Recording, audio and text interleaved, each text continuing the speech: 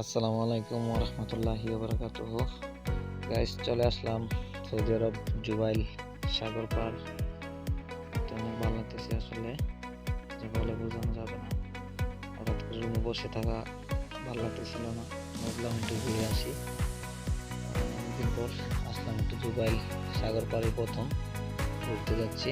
সাথে থাকেন, দেখতে থাকেন।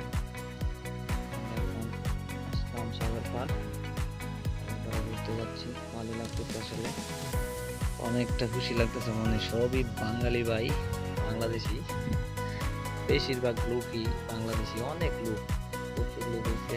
লোকের ভিতরে বেশিরভাগই বাংলাদেশি।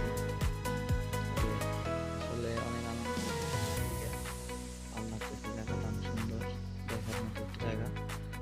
যারা হয়তো আশেপাশে আছেন, এই জায়গায় আসেন, ঘুরলে মন মানসিকতা ভালো হবে অবশ্যই। তো সাগর পাড় অনেকটা বাতাস গায়ে লাগতেছে, অনেক ভালো লাগতেছে আসলে।